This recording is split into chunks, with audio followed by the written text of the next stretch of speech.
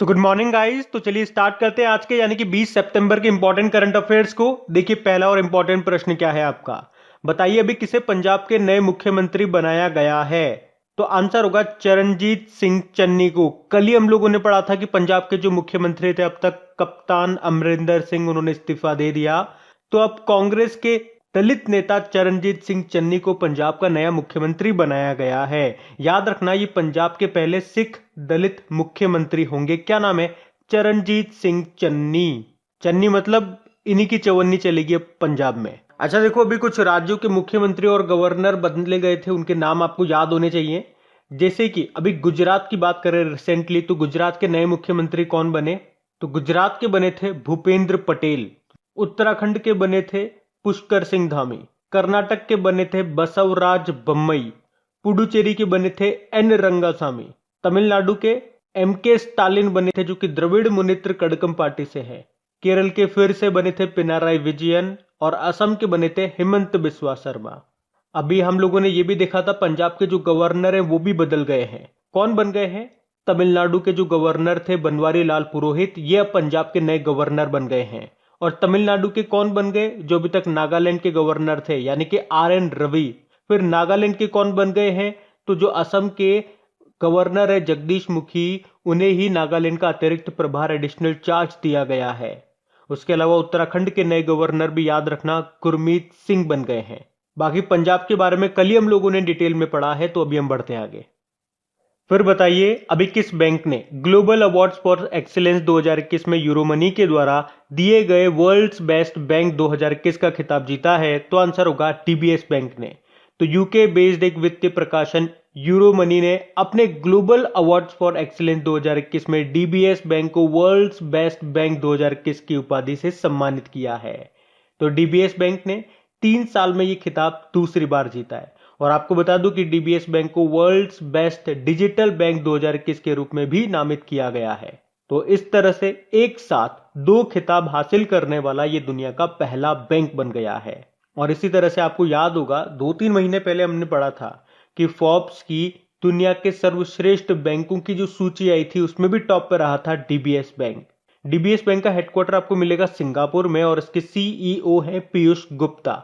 बाकी एसबीआई अभी इसने सिम बाइंडिंग फीचर को लॉन्च किया था और Arogyam health care business loan launch किया था। इंडियन बैंक के अभी एमडी सीईओ बने थे नए। क्या नाम है? शांतिलाल जैन। और उज्जीवन स्मॉल फाइनेंस बैंक के सीईओ नए बने थे, उनका नाम है संजीव बरनवाल। ये भी ध्यान रखना बढ़ते आगे।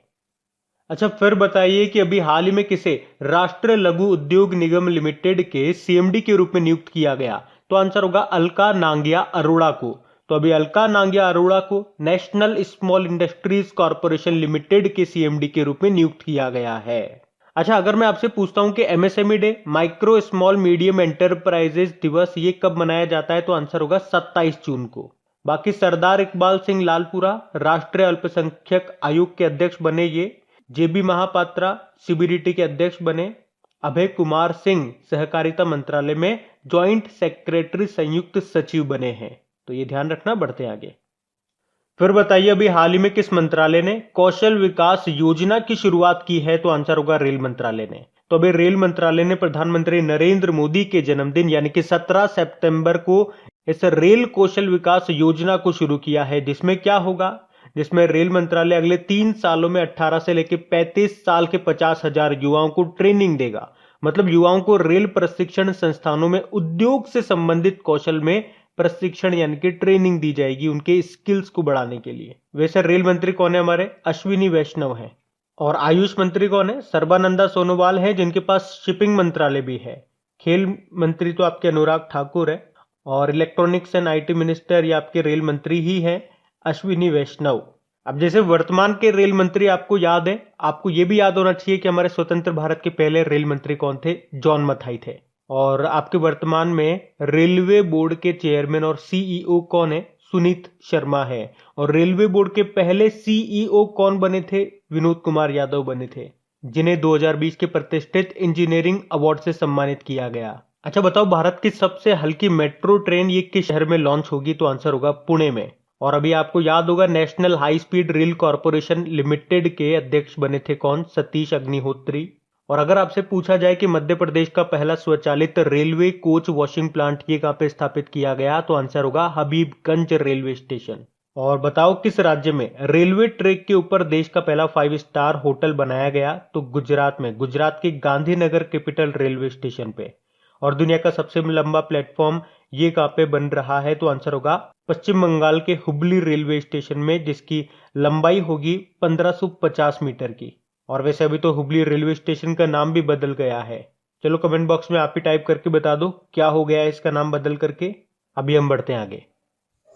फिर बताइए भारत की पहली स्वदेशी लग्जरी क्रूज लाइनर ये किसके द्वारा संचालित की जा रही है, तो आंसर होगा आईआरसीटीसी। आईआरसीटीसी मतलब Indian railway catering and tourism corporation. तो आज से देश का पहला स्वदेशी लग्जरी क्रूज लाइनर ये लॉन्च हो गया है। तो ये जो स्वदेशी क्रूज है ये यात्रियों को गोवा, दीव, लक्षद्वीप, श्रीलंका जैसे कुछ लोकप्रिय भारतीय और अंतर्राष्ट्रीय पर्यटन स्थलों पर लेकर के जाएगा। और इसके लिए कार्डेलिया क्रूज के साथ समझौता किया गया है, जो कि भारत की प्रीमियम क्रूज लाइनर कंपनी है। अच्छा, ये भारत की पहली है। तो इसी तरह से कुछ प्रश्न मैं आपसे पूछूंगा, बताना देखें। बताओ भारत का पहला डुगोंग संरक्षण रिजर्व ये स्थापित करने वाला पहला राज्य कौन सा बना था। डुगोंग जिसे आप सी काऊ बोलते हो, ये आपके याद रखना अंडमान निकोबार का स्टेट एनिमल भी है। तो इसका आंसर होगा तमिलनाडु। और ये कहां बनाएगा, पाक खाड़ी में बनाएगा, पाक स्ट्रेट पे। और अगर आपसे पूछा जाए कि अभी ग्रीन बॉन्ड जारी करने वाला पहला नगर निगम कौन सा बना था, तो गाजियाबाद नगर निगम बना था। उसी तरह से किस शहर के नगर निगम को वाटर प्लस का सर्टिफिकेट मिला था, ये पूछेंगे तो आंसर होगा विशाखापत्तनम। अच्छा चलो बताओ स्मार्ट हेल्थ कार्ड जारी करने वाला पहला राज्य कौन सा बना, तो आंसर होगा उड़ीसा। और भूकंप अलर्ट एप्लीकेशन को लॉन्च करने वाला पहला राज्य ये बना है उत्तराखंड। और भारत का पहला ड्रोन फॉरेंसिक अनुसंधान केंद्र कहां पे शुरू हुआ, केरल में शुरू हुआ। और सैटेलाइट फोन से लैस होने वाला भारत का पहला नेशनल पार्क कौन सा बना, तो काजीरंगा नेशनल पार्क बना, यह है असम में।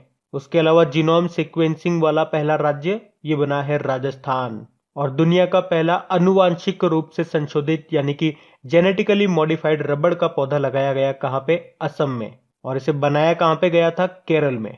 तो ये कुछ पॉइंट्स हैं, इनको भी ध्यान रखना आप। बढ़ते हैं आगे। अच्छा फिर बताइए अभी हाल ही में किस राज्य सरकार ने मातृभूमि योजना शुरू की है, तो आंसर होगा उत्तर प्रदेश ने। तो अभी हाल ही में उत्तर प्रदेश के जो मुख्यमंत्री हैं योगी आदित्यनाथ, उन्होंने उत्तर प्रदेश मातृभूमि योजना को शुरू किया है। तो इस योजना के अनुसार विकास कार्यों में आम जनता को शामिल किया जाएगा। मतलब इस योजना के तहत परियोजनाओं में 50% लागत का वहन राज्य सरकार करेगी और बाकी 50% लागत का वहन इच्छुक लोगों के द्वारा किया जाएगा। तो इसमें राज्य के ग्रामीण क्षेत्रों में स्वास्थ्य केंद्र हो गए, आंगनवाड़ी केंद्र हो गए, लाइब्रेरी हो गई, स्कूल हो गए, ओपन जिम हो गए, स्टेडियम वगैरह, फायर स्टेशन आदि का निर्माण किया जाएगा। मतलब 50% निर्माण कार्य में जो भी लगेगा पैसा वो सरकार देगी और बाकी 50% जो इच्छुक लोग होंगे वो देंगे। यह है उत्तर प्रदेश मातृभूमि योजना। अब बात उत्तर प्रदेश की है तो ये रहा मैप में उत्तर प्रदेश। देखो कैपिटल हो गई लखनऊ। लखनऊ किस नदी के किनारे स्थित है, तो गोमती नदी के किनारे स्थित है। ये निर्वाचन क्षेत्र कॉन्स्टिट्यूएंसी है रक्षा मंत्री राजनाथ सिंह का। मुख्यमंत्री योगी आदित्यनाथ हो गए और गवर्नर है आनंदीबेन पटेल। उसके अलावा आपको याद है उत्तर प्रदेश के मेरठ में राज्य का पहला खेल यूनिवर्सिटी खुलेगा जिसका नाम मेजर ध्यानचंद के नाम पे होगा। और मेरठ में ही देश का पहला जानवरों का युद्ध स्मारक भी खुलेगा। अभी उत्तर प्रदेश ने ही राष्ट्रीय स्वास्थ्य सेवक अभियान भी शुरू किया था। मुख्यमंत्री बाल सेवा योजना भी शुरू की थी। और बताओ शहीद अशफाक उल्लाह खान के नाम पे एक उद्यान का उद्घाटन कहां पे किया गया, गोरखपुर में किया गया। और एनडीआरएफ की पहली महिला टुकड़ी को कहां पे तैनात किया गया, उत्तर प्रदेश के गढ़मुक्तेश्वर में किया गया। और अभी डॉक्टर भीमराव अंबेडकर सांस्कृतिक केंद्र का उद्घाटन कहां पे किया गया था, लखनऊ में किया गया था। उसके अलावा 2021 का ई पंचायत पुरस्कार भी जीता था उत्तर प्रदेश ने, जबकि 2020 वाला हिमाचल प्रदेश ने जीता था। उत्तर प्रदेश ने ही अनूठी उपहार योजना भी शुरू की है। सस्ती किराया आवास योजना भी शुरू की थी। आत्मनिर्भर कृषक समन्वित विकास योजना भी शुरू की थी। एक थाली एक तरकारी योजना भी शुरू की थी। चलो बताओ उत्तर प्रदेश के कुशीनगर में अभी कौन सा महोत्सव मनाया गया था, केला महोत्सव। उसी तरह से उत्तर प्रदेश के सिद्धार्थ नगर में काला नमक चावल महोत्सव मनाया गया था।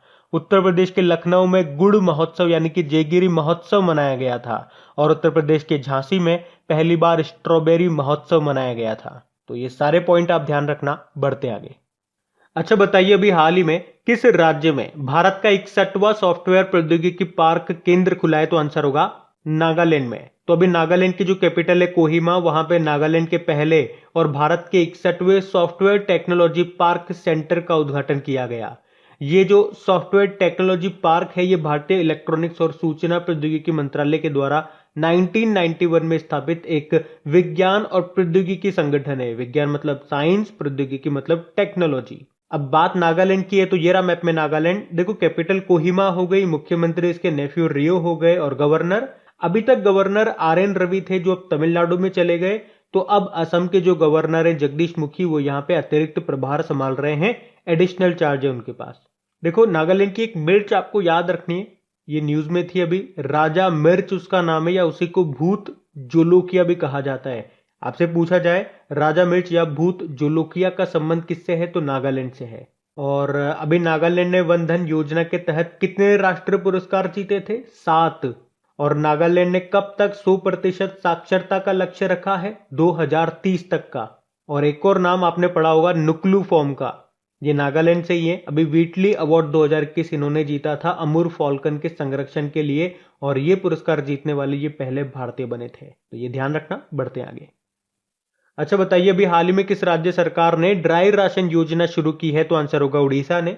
तो अभी उड़ीसा सरकार ने प्रवासी श्रमिकों को ड्राई राशन आपूर्ति करने के लिए एक योजना शुरू की है, और इस योजना को उन प्रवासी कामगारों तक भी बढ़ाया जाएगा जिनके पास राष्ट्रीय खाद्य सुरक्षा अधिनियम के तहत राशन कार्ड नहीं है।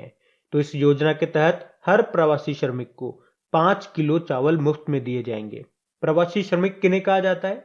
वे व्यक्ति जो काम के सिलसिले में अपना स्थान छोड़कर के दूसरे शहरों या राज्यों में जाते हैं। अब यहाँ पे बात हो रही है उड़ीसा की, तो ये रहा मैप में उड़ीसा। देखो उड़ीसा की कैपिटल क्या हो गई? भुवनेश्वर हो गई।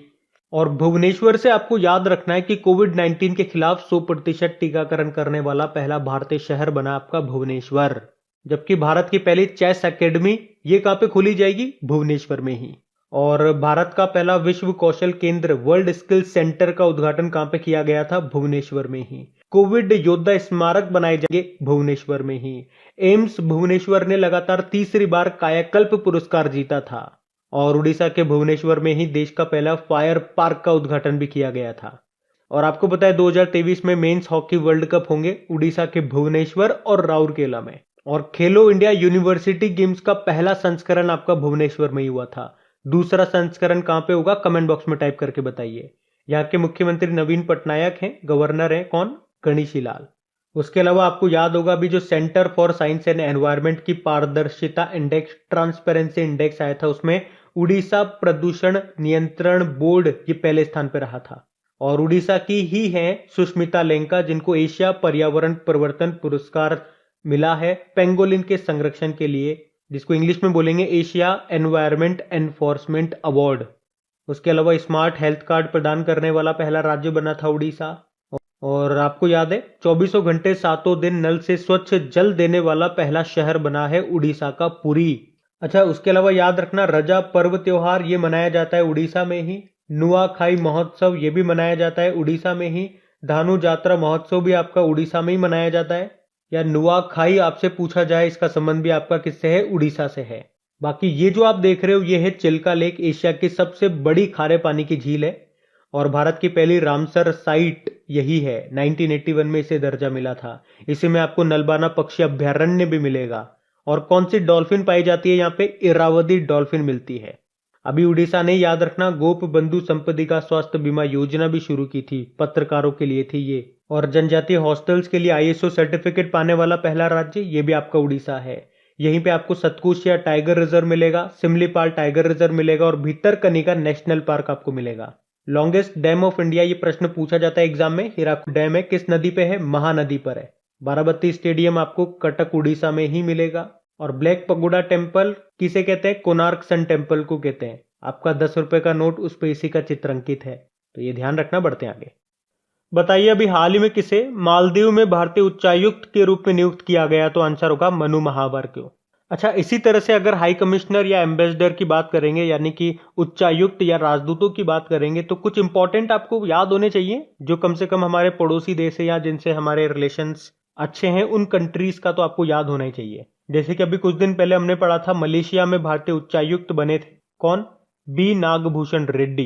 देखो, उच्चायुक्त और राजदूत में मैंने आपको अंतर बताया था, हाई कमिश्नर और एम्बेसडर में। तो जो कॉमनवेल्थ कंट्रीज होती है वहां पे जो भारत के रिप्रेजेंटेटिव होते हैं उन्हें हाई कमिश्नर यानी कि उच्चायुक्त बोला जाता है, बाकी जगह एम्बेसडर राजदूत बोला जाता है। बस नाम का फर्क है, काम वही है।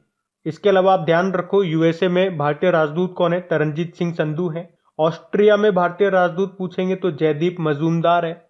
भूटान का भी याद रखो, रुचिरा कंबोज है। ब्राजील में कौन है? सुरेश रेड्डी है। कनाडा में कौन है? अजय बेसरिया है। चाइना में कौन है? विक्रम मिश्री है। फ्रांस में कौन है? जावेद अशरफ है। नेपाल का याद रखो, विनय मोहन क्वात्रा है। जापान में कौन है? संजय कुमार वर्मा है। और अभी मालदीव का हमने देखा, मनु महावर बन गए हैं। देखो, मालदीव की बात है तो ये रहा मैप में मालदीव। कैपिटल इसकी माले है, करेंसी इसकी मालदीवियन रुपया है, प्रेसिडेंट है इब्राहिम मोहम्मद सोलिह। मालदीव के विदेश मंत्री का नाम जानते हो क्या आप? अब्दुल्ला शाहिद। अब इनके विदेश मंत्री का नाम हम क्यों याद रख रहे हैं? क्योंकि यूनाइटेड नेशन जनरल असेंबली के 76th सेशन के ये अध्यक्ष बने हैं, इसीलिए। तो ये ध्यान रखना, बढ़ते हैं आगे। फिर बताइए, अभी हाल ही में संयुक्त राष्ट्र ने किसे सतत विकास लक्ष्यों यानी कि सस्टेनेबल डेवलपमेंट गोल्स का एडवोकेट नियुक्त किया है? तो आंसर होगा कैलाश सत्यार्थी को। आप जानते हो ना, नोबेल शांति पुरस्कार से सम्मानित हैं ये कैलाश सत्यार्थी, जिनको अभी संयुक्त राष्ट्र संघ ने अपना सतत विकास लक्ष्य एडवोकेट बनाया है। अच्छा, सस्टेनेबल डेवलपमेंट गोल्स कितने गोल्स हैं? 17 गोल्स हैं। कब तक पूरा करना है? 2030 तक पूरा करना है। और अभी यूनाइटेड नेशन ने सस्टेनेबल डेवलपमेंट गोल्स की एक सूची जारी की थी, इंडेक्स जारी किया था, जिसमें टॉप पे था फिनलैंड और भारत 120वें स्थान पे था। और उसी तरह से भारत में नीति आयोग ने भी इसे जारी किया था, जिसमें टॉप पे केरल था और लास्ट में बिहार बताया गया था। बाकी पीपी के रामाचायुर्लू की बात करेंगे तो राज्यसभा के सभापति ये बने थे। Dhriti Banerjee geological survey of India की पहली महिला निदेशक बनी। और Dorji Angchuk international astronomical union अंतरराष्ट्रीय खगोलीय संघ के मानद सदस्य बनने वाले पहले भारतीय बने थे ये दोरजी अंगचुक, इनका नाम है। बढ़ते आगे। फिर बताइए, अभी हाल ही में अंकटाड ने 2021 के लिए भारत की जीडीपी ग्रोथ रेट कितना रहने का अनुमान लगाया? 7.2%। तो अभी अंकटाड ने अपनी व्यापार और विकास रिपोर्ट 2021 को जारी किया, जिसमें 2021 के लिए भारत की जीडीपी ग्रोथ रेट 7.2% रहने का अनुमान लगाया। अंकटाड मतलब होता है United nation conference on trade and development, जिसका हेडक्वार्टर आपको मिलेगा जेनेवा स्विट्जरलैंड में। तो बात करेंगे कल के वीडियो में पूछे गए प्रश्न के उत्तर की। तो कल के वीडियो में आपसे पूछा था किसने भारत का पहला यूरो ग्रीन बॉन्ड लॉन्च किया? तो आंसर होगा पावर फाइनेंस कॉर्पोरेशन लिमिटेड ने। आप सभी ने प्रश्न का बिल्कुल सही उत्तर दिया है। और गाइस, बिल्कुल वीडियो के लास्ट में आप लोगों से रिक्वेस्ट कर रहा हूं, एक बार आपको याद दिला रहा हूं, अगर आपने सेशन को लाइक नहीं किया तो इसे लाइक करना। अगर पसंद आया तो इसे अपने दोस्तों के साथ में या आपका जो भी स्टडी ग्रुप है, प्लीज एक बार वीडियो के लिंक को वहां पे शेयर जरूर कर देना। और हाँ, अगर आप में से कोई इस वीडियो को वेरी फर्स्ट टाइम देख रहा है तो आपको बता दूं, इसके अलावा डेली करंट अफेयर्स के रिवीजन के लिए मैं एक ऑडियो पर डे बना रहा हूं। उस ऑडियो को आप जरूर सुना करें। नीचे डिस्क्रिप्शन में आपको ऑडियो रिवीजन के नाम से एक लिंक दिया गया है। जब आप उस लिंक पे क्लिक करेंगे तो आप मेरी ऑडियो प्रोफाइल पे चले जाएंगे। वहां पर फॉलो का ऑप्शन आएगा, उस पर क्लिक करके आप मुझे फॉलो कर लीजिए, जिससे कि आपको सभी इंपॉर्टेंट टॉपिक्स के ऑडियोस मिल सके। Thank you guys.